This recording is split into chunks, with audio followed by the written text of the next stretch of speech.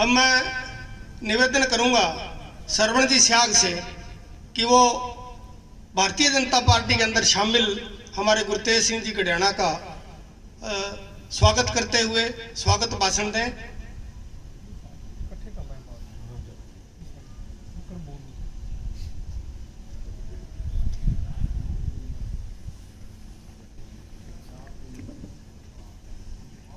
भारत माता की जय हो, भारत माता की जय हो, वंदे वंदे, भारतीय जनता पार्टी जिंदाबाद, भारतीय जनता पार्टी जिंदाबाद।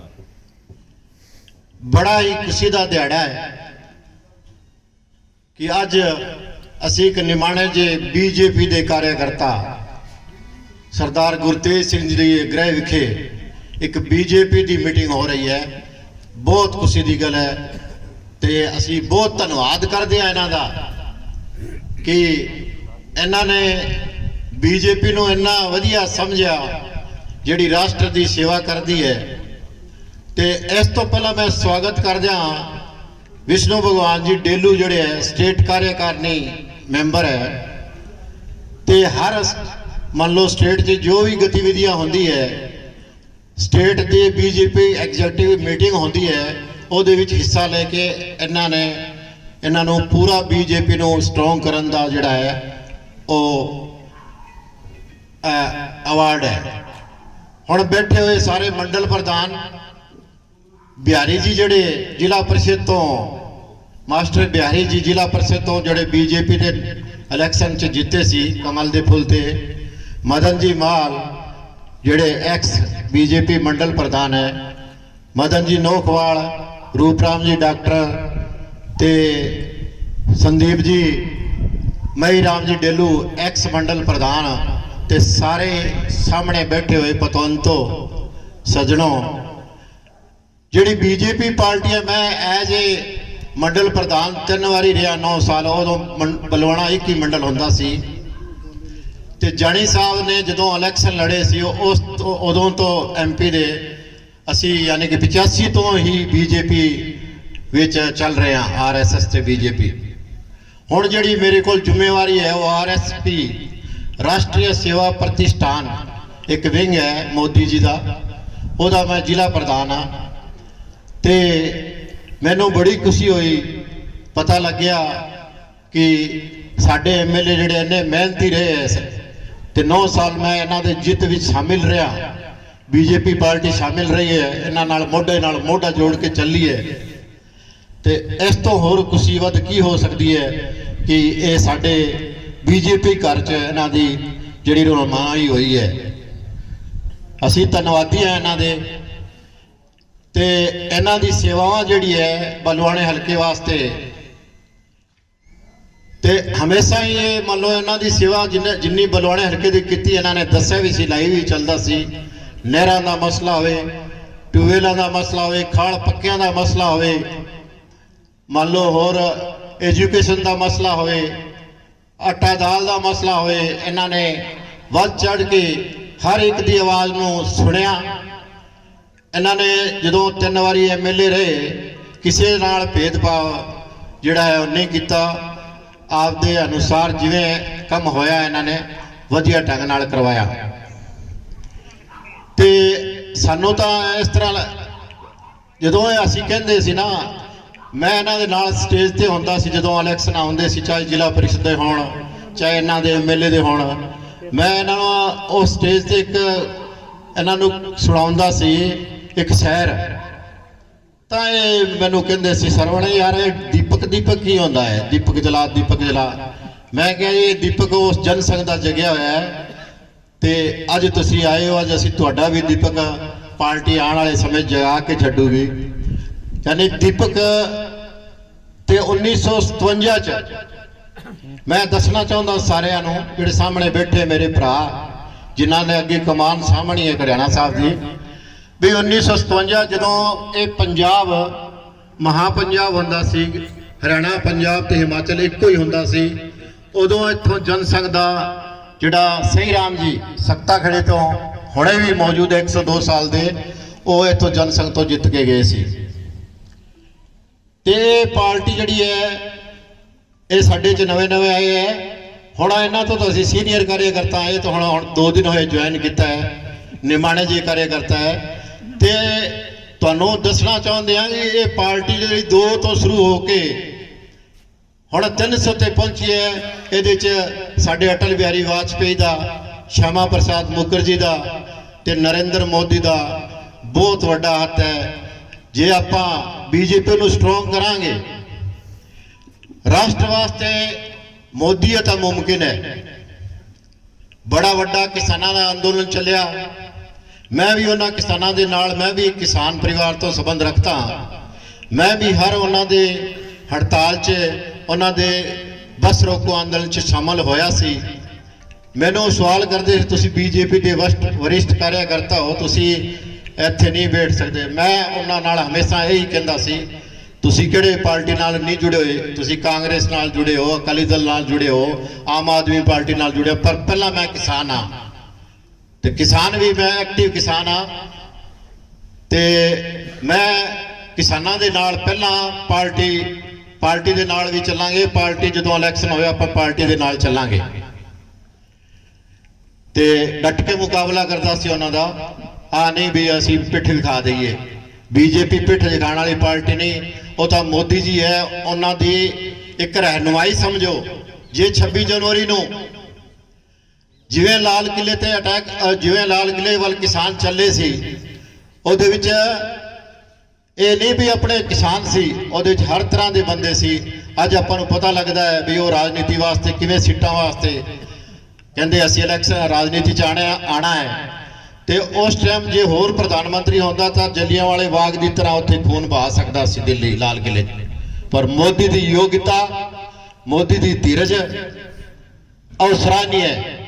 ਸਨੇਹ ਰੱਖਿਆ, ਕਿਸਾਨਾਂ ਨਾਲ ਪਿਆਰ ਰੱਖਿਆ, ਗੱਲਬਾਤ ਜਾਰੀ ਰਹੀ ਤੇ ਲਾਸਟ 'ਚ ਉਹਨਾਂ ਨੇ ਚਾਹੁੰਦੇ ਤਾਂ ਉਹ ਕਿਸਾਨਾਂ ਦਾ ਫਾਇਦਾ ਸੀ, ਪਰ ਕਿਸਾਨ ਨਹੀਂ ਸਮਝੇ ਤਾਂ ਉਹਨਾਂ ਨੇ ਉਹ ਜਿਹੜਾ ਹੈ ਕਿਸਾਨਾਂ ਦੇ 3 ਕਾਨੂੰਨ ਜਿਹੜੇ ਵਾਪਸ ਲੈ ਕੇ ਤੇ ਮਾਫੀ ਵੀ ਮੰਗੀ। ਉਹੀ ਮਾਫੀ ਗੁਰੂ ਨਾਨਕ ਜਯੰਤੀ ਤੇ ਮੰਗੀ। ਇਸ ਤੋਂ ਵੱਡੀ ਮਹਾਨਤਾ ਉਸ ਬੰਦੇ 'ਚ ਕੀ ਹੋ ਸਕਦੀ ਹੈ। ਅਸੀਂ ਤਾਂ ਬੀਜੇਪੀ ਵਾਲੇ ਤਾਂ ਉਹਨਾਂ ਨੂੰ ਕਹਿੰਦੇ ਆ ਉਗਦਾ ਸੂਰਜ ਹੈ ਮੋਦੀ ਜੀ।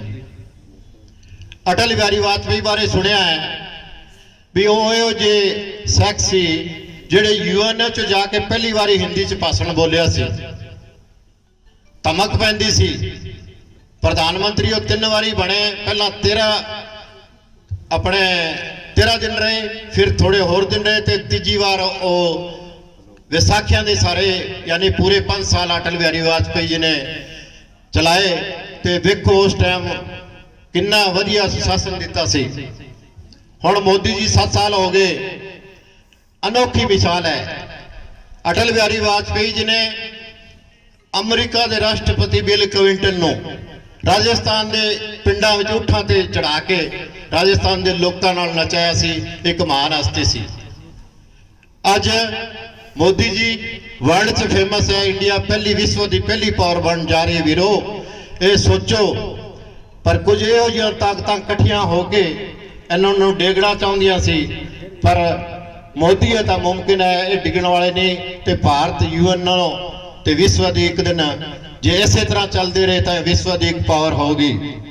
ਤੇ MLA ਸਾਹਿਬ ਜਿਹੜੇ ਕੜਿਆਣਾ ਸਾਹਿਬ ਇੱਕ ਬਹੁਤ ਵੱਡੇ ਪਰਿਵਾਰ 'ਚ ਆਏ। ਜਿਹੜੀ ਵਿਸ਼ਵ ਦੀ ਸਭ ਤੋਂ ਵੱਡੀ ਪਾਰਟੀ BJP ਹੈ, ਉਹਦੇ ਵਿੱਚ ਇੱਕ ਸਮੁੰਦਰ ਹੈ। ਛੋਟੀ ਜੀ ਪਾਰਟੀ ਚੋਂ ਨਿਕਲ ਕੇ ਇੱਕ ਬਹੁਤ ਵੱਡੀ ਪਾਰਟੀ 'ਚ ਇਹਨਾਂ ਨੇ ਉਹਦਾ ਹੱਥ ਫੜਿਆ। ਤੇ ਮੈਂ ਉਮੀਦ ਕਰਦਾ ਕਿ ਕੜਿਆਣਾ ਸਾਹਿਬ ਤੁਸੀਂ BJP ਵਾਸਤੇ ਸੰਘਰਸ਼ ਕਰੋਗੇ। BJP ਦੇ ਨਾਲ ਮੋਢਾ ਅੱਗੇ ਲੱਗ ਕੇ, ਸਾਡੇ ਅੱਗੇ ਲੱਗ ਕੇ ਤੇ ਸਾਨੂੰ ਹੋਰ ਜਿਹੜੇ ਯੂਥ ਪੀੜ੍ਹੀ ਹੈ ਇਹਨੂੰ ਹੋਰ ਹੌਸਲਾ ਵਧਾਓਗੇ। ਤੇ ਲਾਈਨਾਂ ਜਿਹੜੀ ਉਹ ਮੈਂ ਕਹਿੰਦਾ ਹੁੰਦਾ ਸੀ ਨਾ ਸਟੇਜ ਤੇ, ਕਿਉਂ ਜਿਹੜੀ ਅੰਦਰ ਦੀ ਭਾਵਨਾ ਉਹ ਆਪਣੇ ਆਪ ਆ ਜਾਂਦੀ ਹੈ। ਮੈਂ ਕਹਿੰਦਾ ਹੁੰਦਾ ਸੀ ਲਗਾ ਸਕੇ ਤੋਂ ਬਾਗ ਲਗਾ। ਵੀ BJP ਦਾ ਜਿਹੜਾ ਕੰਮ ਹੈ ਉਹ ਲਗਾ ਸਕੇ ਤੋਂ ਬਾਗ ਲਗਾ, ਆਗ ਲਗਾना मत सीखो। ये आग लगाने छोटी मोटी पार्टियां अदर पार्टियों का काम है। लगा सके तो बाग लगा, आग लगाना मत सीखो। बिछा सके तो फूल बिछा, कांटे बिछाना मत सीखो। जला सके तो दीपक जला, दिल जलाना मत सीखो। पिला सके तो अमृत पिला, जहर पिलाना मत सीखो। ये BJP के सिद्धांत है। और BJP बूथ पर, हर बूथ पर, हर पन्ने पर गांव में मौजूद है। और इसकी रूपरेखा देख अन्य पार्टियां जो है वो अपना कार्य कर रही है। हर वर्कर की बूथ का प्रधान, अगर बूथ में मीटिंग होगी तो बूथ के प्रधान की अध्यक्षता में, चाहे वो मोदी जी हो, चाहे अमित शाह जी हो, चाहे अश्विनी जी शर्मा हो, चाहे स्टेट प्रेसिडेंट हो, उसकी अध्यक्षता में वो मीटिंग होती है। हमारे कार्यकर्ता का इतना महत्व है बीजेपी का। तो वीरों, आज जो एमएलए साहब ने यहाँ चाय पार्टी पर बुलाया है बीजेपी में शामिल होने की खुशी में, मैं बीजेपी पार्टी की ओर से इनको आश्वासन देता हूं कि बीजेपी का हर वर्कर, जिस आदमी को भी हाईकमान ने टिकट दे दी, चाहे गढ़ाना साहब है, चाहे अदर्स एनी कैंडिडेट जितने भी है, उनमें से जिसको भी सिलेक्ट कर दिया, बीजेपी की ये नहीं होता कि ये गढ़ाना साहब साडे कैंडिडेट है या और दूसरा कोई और है, बाबूराम आर्य है, जहाँ बहन वो अमरपुरा से है वंदना, जिस किसी को भी टिकट दे दी, जिस किसी की पार्टी जिम्मेवारी दे दी, हर बीजेपी का कार्यकर्ता का फर्ज है तन मन धन से उसके साथ लगेगा और विजय श्री दुआएगा। और बीजेपी की सरकार पंजाब में जल्दी आने वाली है। देख लो आप क्या हाल है, रोज 6-7 एमएलए, एक्टिव एमएलए, बड़े बड़े पदाधिकारी अपने दिल्ली से देख लो, सिरसा जी, यानी कि ये कोई कारण है ना तभी इस पार्टी में आ रहे हैं। अगर राष्ट्र को बचा सकती है, अगर देश को बचा सकती है तो एक ही पार्टी और वो है बीजेपी। और अभी तो कुछ नहीं हुआ, जब कोड ऑफ कंडक्ट लग जाएगा ना, देखना जैसे झक्खड़ आता है और उसके बाद में जो बेर लगे होते हैं ना, बेरी के जो बेर पूरे पके होते हैं वो झड़ते हैं ना झक्खड़ से, ऐसे कोड ऑफ कंडक्ट लगने के बाद एक हवा चलेगी, सब बीजेपी की तरफ चलेंगे और 72 सीटें हमें दी। और मुझे पूरा उम्मीद है कि 70 सीटों पर बीजेपी अकेली विजयश्री करेगी। उसमें बलवाड़ा भी नंबर 1 पर होगा। बीजेपी की नीतियां क्या है, जो ऊपर से ये सहरा ले लेते हैं ना, हमने वो मुफ्त में कणक दे दी, हमने ये सगन स्कीम दे दी, हमने पेंशन स्कीम दे दी, ये सारी सेंटर से आएगी तभी यहाँ मिलेगी, सेंटर मोदी की स्कीमें हैं। लेकिन हम भोले भाले किसानों को, भोले भोले वोटरों को, ये नीचे की जो गवर्नमेंट है वो कहती है हम दे रहे हैं, दे तो अब दे दो। हमारे यहाँ दुतरा वाली 2 साल हो गए, वो अपने बरसात से नरमा और फसल खराब हुई थी, बुरी तरह खराब हुई थी, 2 फसलें खराब हो गई, आज तक उसका मुआवजा नहीं मिला है। सेंटर देता तभी है ना। अगर यहाँ बीजेपी की सरकार होती तो मोदी जी वो देते और सब किसानों के हाथों में वो जाना था।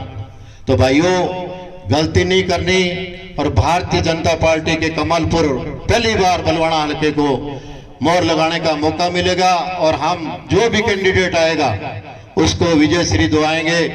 जैसे देखो स्कीमें, देखो मातृशक्ति को आगे लाने के लिए मोदी ने हरियाणा से शुरू की बेटी बचाओ बेटी पढ़ाओ। ओस की ये 2 बूंद होती हैं बेटियां, ओस की ये 2 बूंद होती हैं बेटियां, माँ बाप के दुख में हमदर्द होती हैं बेटियां, 2 कुल की लाज होती हैं बेटियां, बेटा अगर हीरा है तो मोती है ये बेटियां। ऐसी जो बातें मोदी जी ने और बीजेपी ने बड़ी बड़ी, और इस पार्टी के बड़े सिद्धांत है। और मैं एक बार फिर सभी कार्यकर्ताओं का और गढ़ाना साहब का, जो यानी कि हम 3 पीढ़ी इनको जानने लगे, तो ये बीजेपी में आए हैं, इनका बहुत बहुत धन्यवाद। जय हिंद, जय भारत। बहुत बहुत धन्यवाद।